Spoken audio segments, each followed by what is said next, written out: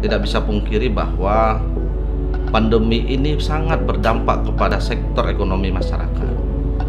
Nah, apabila nantinya ini terus dilanjutkan dengan pemberhentian tenaga honorer, ini juga akan mengakibatkan tentunya masyarakat ini akan menjadi lebih menderita.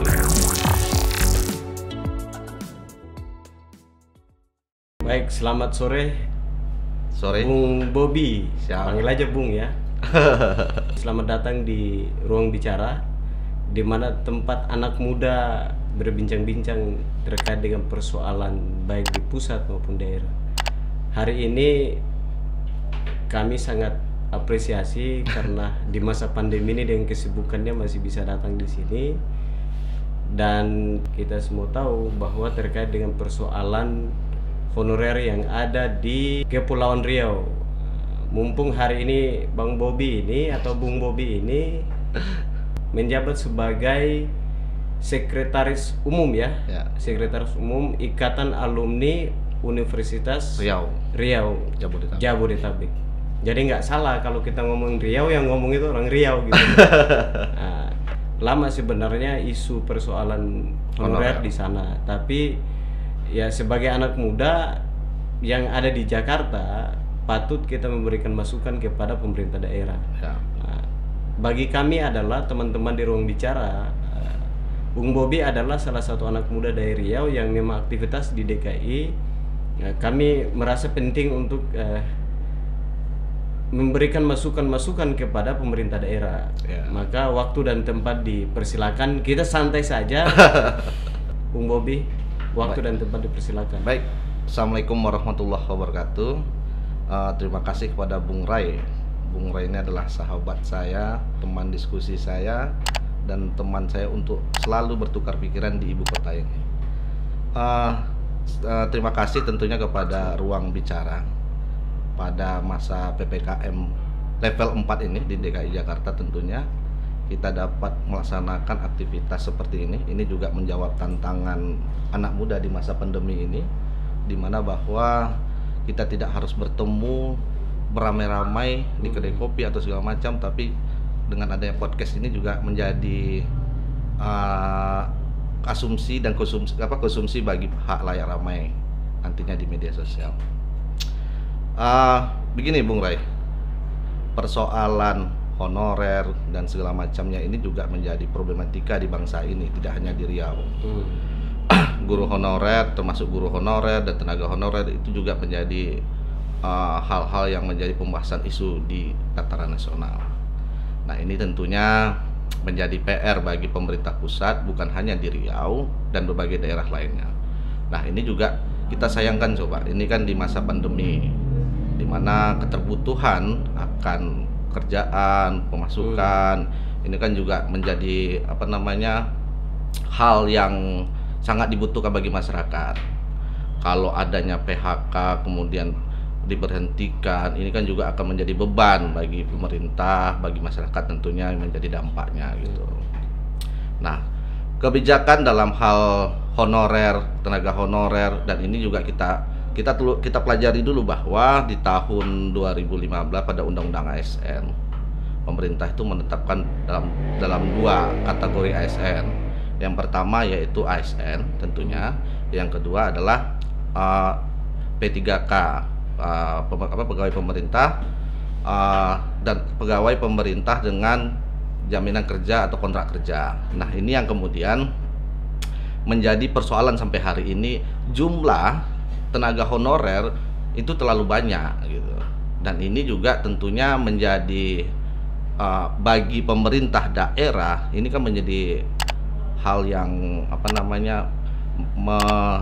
mereduksi untuk mengambil dana APBD yang begitu besar, dan konsumsi dalam hal dana APBD yang hampir 20% sampai 30% ini untuk belanja pegawai dan tenaga honorer. Honorer kan hari ini yang viral di media yang kita baca adalah nanti mereka rencana dirumahkan. Ya, tadi betul bahwa hubungan saya di Riau itu nanti dirumahkan sejak bulan Juni kemarin. Nah, sebagai anak muda, sebagai warga negara, Kira-kira apa masukannya khusus kepada pemerintah di Riau dan umumnya pemerintah Republik Indonesia? Ya, sekarang begini, kita tidak bisa pungkiri bahwa pandemi ini sangat berdampak kepada sektor ekonomi masyarakat. Nah, apabila nantinya ini terus dilanjutkan dengan pemberhentian tenaga honorer, ini juga akan mengakibatkan tentunya masyarakat ini akan menjadi lebih menderita gitu.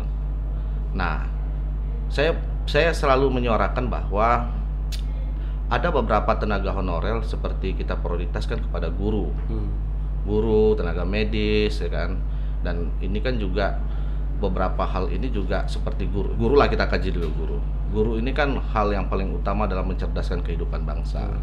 Nah, seandainya dalam kajian undang-undang ASN nomor 5 itu hanya ada ASN dan P3K, kita lihat lagi tenaga honorer ini dalam non kategori ini ada di atas 35 sampai 40-50 tahun. Kalau seandainya mereka diarahkan untuk mengikuti tes PNS dengan mereka yang sudah mengabdi di atas 5 sampai 10 sampai bahkan ada yang 20 tahun, ini kan tidak akan pernah bisa menyesuaikan orang yang baru lulusan tamat kuliah gitu, dengan umur yang baru 20-an, kira-kira gitu kan. Nah, ini harus pemerintah, ini bukan domainnya hanya daerah, tapi pemerintah pusat gitu. Pemerintah pusat harus memerhatikan mereka ini yang dikategorikan sudah di atas pengabdian 10 dengan kategori umur di atas 35 sampai 40 tahun, bahkan ada yang 50 tahun tadi. Gitu. Kalau mereka terus dipaksakan untuk mengikuti, oke lah ada P3K dengan perjanjian kontrak. Dan ini kan tidak menjawab dengan mereka yang sudah mengabdi 15 tahun, lalu mereka ini harus diberhentikan tiba-tiba, kira gitu.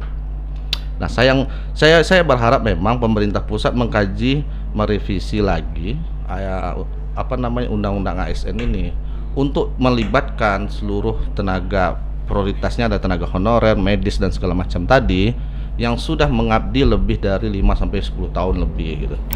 Kalau ASN atau PNS ini, kalau kita di kampung-kampung ini kan dengan seragam. Kemudian kalau orang tua kita dulu kan yang di kampung-kampung, lu jadi PNS aja, hidup lu pasti jamin, kira gitu. Ngapain kesana kemari gitu kan? Yang penting masuk PNS, penampilan rapi dan segala macam. Nah, mindset yang seperti ini kan terus harus kita dorong pada teman-teman. Ruang-ruang pengabdian itu tidak hanya di ASN, dalam ruang-ruang lingkup yang lain juga bisa. Tapi kan ini juga harus berbenturan dengan psikologis masyarakat di bawah. Kalau bagi kita yang sudah memahami tentang bagaimana berkehidupan, kita harus milih ini, hal inilah kita edukasi terus kepada teman-teman kita, baik di Provinsi Riau maupun di baik tempat. Apalagi kita di Ikatan Alumni UNRI ini sebagai alma mater terbesar lah di Universitas di Riau. Ini kita terus memberi pemahaman. Lu nggak harus jadi ASN juga, masih bisa. Lu bisa mengabdikan diri di ruang-ruang lingkup yang lain, kira-kira gitu. Tapi kan hal yang ini yang menjadi dasar kita adalah mengubah kebiasaan. Nah, ini kan butuh waktu yang saya pikir terus edukasi ini kita jalankan terus ke bawah. Ya. Apa kira-kira konsentrasi di IKA UNRI Jabodetabek? Karena banyak forum-forum alumni yang memang kategorinya hanya cuma ya buat relasi antar kampus dan lain sebagainya, tapi hanya sedikit yang memang bermanfaat bagi kampusnya atau provinsinya atau negara ini. Jadi karena kita bicara konteksnya lebih ke IKA UNRI, kita ini pernah mengadakan acara namanya IKA UNRI Pulang Kampung, Pulang Kampus. Pulang Kampus ini kita mengumpulkan berbagai alumni yang telah berhasil dalam semua bidangnya. Lalu kita presentasikan kepada mahasiswanya yang akan lulus, lu mau masuk apa nih? Lu mau ke sini, ini nanti mentornya. Nah, yang telah berhasil, ini contohnya. Kira begitu. Nah, edukasi ini terus kami lakukan karena kemarin ini masih masa pandemi. Sebelumnya kita udah lakukan, karena masa pandemi ini kita lagi konsepkan lagi bagaimana nanti melalui virtual pada adik-adik yang kemudian akan lulus, kita melakukan pelatihan kepada mereka, pencerahan kepada mereka. Lu kalau mau masuk di sub bidang ini gitu. Lu mau masuk sub bidang ini begini, kira-kira begitu. Dengan contoh alumni-alumni yang telah berhasil di ibu kota, kira-kira gitu. Ini edukasi seperti itu yang Edukasi tentunya. Edukasi ini tentunya menjadi dorongan nantinya kepada adik-adik kita di mahasiswa agar yang akan tamat. Jadi kan kebiasaan nih, kita mau tamat ini, kita mau kemana gitu. Lu mau kemana gitu. Ya kan gitu. Kan banyak nih setelah tamat kuliah, bingung nih mau kemana. Mau merantau. Merantau ngapain? Lu lapar di negeri orang, kira gitu kan. Tinggal susah, saudara nggak ada, pusing juga. Iya gitu. Jadi apa balik kampung dari misalnya dia dari kampungnya di kabupaten lagi, baliklah jadi honor, ya kan? Ikut nanti dari saudara, kira-kira begitu. Nah ini yang kita dorong terus gitu lah. Ini yang menjadi dorongan kita terus kepada anak-anak muda khususnya di Provinsi Riau. Ya dong, lu tidak hanya bisa selesai di S1 saja, ayo berkiprahnya di ruang-ruang lingkup yang lain. Lu bisa S2, lu bisa masuk kerjaan apa, lu bisa jadi pengusaha, lu hobinya di mana, lu memiliki apa gitu. Kalau bagi saya tentunya dan teman-teman saya yang telah lama di ibu kota memandang Provinsi Riau, memandang daerah saya, ini kan juga anak-anak muda selalu terbuai oleh pertama cerita masa lalu mengatakan bahwa Riau negeri minyak segala macam. Lu punya sumber daya alam tapi lu gak punya SDM-nya lo gitu. Mau ngapain lo gitu. Nah, kalau lu hanya punya SDA lalu lu diam aja orang lain masuk, lu mau ngapain lagi gitu. Kira-kira gitu. Nah, ini yang terus kita dorong bahwa sektor pendidikan yang harus kita dorong yaitu lu nggak hanya cukup di S1. Lu harus terus berkiprah sampai kalau bisa lu jadi yang keahlian. Kalau di Riau itu kan ada perkebunan, perminyakan, kan subsektor ini kan menjadi SDM-nya harus dikokohkan. Kemudian kekuatan jaringan connection di ibu kota sebagai pusat sentral kekuasaan Indonesia kayak gitu. Nah ini yang terus harus kita dorong bahwa ayo dong merantau gitu. Lu nggak hanya cukup di Riau, lu memandang Riau jangan hanya di Riau saja gitu. Lu memandang Riau itu dari atas, lihatlah provinsi lu. Dengan kekurangan lu cerita masa lalu lu memiliki Riau memiliki sumber daya alam yang begitu limpah, minyak sawit dan segala macam, kemudian minyak hasil buminya segala macam, tapi lu nggak memiliki SDM yang berkualitas gitu. Nah itu yang terus kita dorong, edukasi. Kemudian pemerintah provinsi maupun kabupaten kita minta harap terus membantu support anak-anak muda ini, baik di tataran provinsi, kabupaten, bahwa anak-anak muda ini harus dibantu. Kalau dia bicara tentang pendidikan berkelanjutan aja bantu dong beasiswanya gitu, kuliahnya kira-kira gitu. Nah, untuk menghindari tadi bahwa mindset PNS ini yang harus menjadi faktor utama kira-kira itu. Gitu kita. Pesan terakhir kepada pemerintah Riau. Di masa pandemi ini di Riau kan hari ini lagi viral juga sebenarnya, mereka mempersiapkan apa namanya tabung gas oksigen itu ya, mereka lagi viral memang. Nah, tapi di masa PPKM ini dan ke depan bagaimana kira-kira pemerintah masukannya kepada pemerintah provinsi agar tidak terjadi lagi ke depan, minimal 5 tahun ke depan, 10 tahun ke depan nggak ada lagi honorer gitu loh. Ya. Kasus seperti ini, apa masukan? Ya kita tidak. Provinsi? Pertama tentunya kita tidak bisa melarang yang telah terjadi teman-teman yang sudah memilih jalur di tenaga honorer. Tentunya tenaga honorer yang telah berkiprah ini kalau dia masih dalam kategori kategori dalam umur di bawah 30, 35 ya kan masih ada tahapan bisa mengikuti PNS. Ya kan ini lagi sedang berjalan ini tes PNS kan. Kemudian kalau ada yang jalur perjanjian kontrak tadi, pemerintah dengan perjanjian kontrak dengan P3K tadi, ya tentunya dengan kita kategorikan di atas pengabdian 5-10 tahun, dengan harapannya tentu diangkat lah mereka ini. Kasihan mereka ini sudah mengabdi sekitar 10-20 tahun gitu kan, tapi tidak jelas nasib mereka. Ini kan juga menjadi perhatian pemerintah pusat maupun daerah. Nah yang ketiga tentunya harapan kita ini tidak hanya harus di pemerintah pusat, pemerintah provinsi dan pemerintah kabupaten kota juga harus melalui Otdanya melakukan pelatihan gitu kan. Gak ada tuh balai-balai pelatihan untuk anak-anak muda gitu kan, tapi betul-betul sesuai dengan sub yang mereka inginkan, kreativitas yang mereka inginkan. Ini kan kebiasaannya kalau kita lihat di kabupaten kota ini hanya sebuah acara seremonial kan, pelatihan yang tidak berkelanjutan saya pikir kan. Nah ini yang menjadi persoalan bukan hanya di Riau saya pikir, di se-Indonesia begitu, di bagaimana nanti mereka mendapatkan pelatihan yang berkualitas, berkelanjutan, sehingga mereka tahu nanti bagaimana setelah mereka ikut pelatihan mereka tahu mau kemana nih gua nih gitu. Jadi setelah tamat pemerintah kabupaten mendata dan mereka dilakukan pelatihan atau kemana mereka yang ingin mereka arahkan, ya kemudian ini dapat menjadi tempat mereka untuk melakukan aktivitas dan pekerjaan apa yang mereka pilihkan gitu. Sebagai alumni kan kita nggak boleh juga luput dari aktivitas kampus, luput dari kebijakan-kebijakan kampus. Betul. Terakhir Ketua, sebagai alumni UNRI, apa masukan terutama kepada pihak kampus sebagai alumni dan teman-teman mahasiswa yang masih aktif di kampus? Ya, harapan saya pertama adalah kepada Universitas Riau. Tentunya ini universitas sebagai alma mater kebanggaan saya, dan Universitas Riau adalah kampus terbesar di Riau. Ini terus harusnya menjadi lokomotif utama, bukan hanya brandnya di Riau, kalau bisa untuk Indonesia. Nah, memperbaiki berbagai sistem yang selama ini saya pikir perlu diperbaiki lah, dengan harapan nanti anak-anak muda yang terlahirkan atau menjadi alumni UNRI siap bersaingnya bukan hanya untuk di Riau, tapi untuk Indonesia. Dan pada adik-adik dan teman-teman di kampus, lu kalau hanya kampus pulang saja, saya pikir kuliah pulang itu kan menjadi PR ya, apalagi di era COVID begini memaksa kita untuk selalu beraktivitasnya di rumah. Lo apa bisa lakukan dengan menggunakan teknologi gitu kan?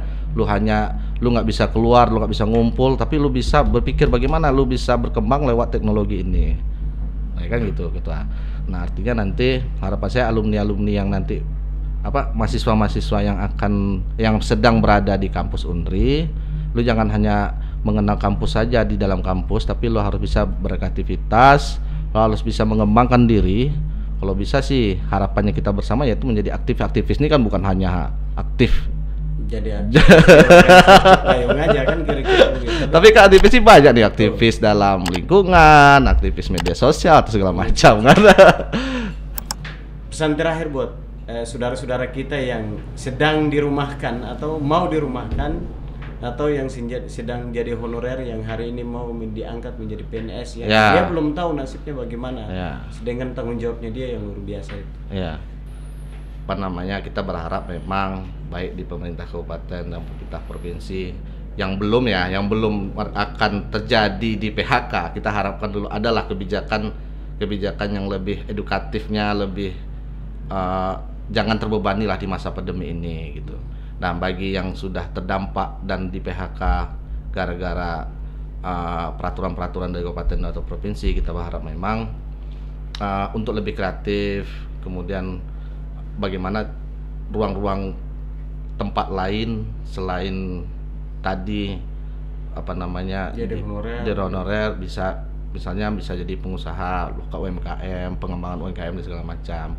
Tapi dengan harapan kita tentunya persoalan terkait honorer ini juga persoalannya bukan hanya di Provinsi Riau, ini juga menjadi persoalan di seluruh Indonesia.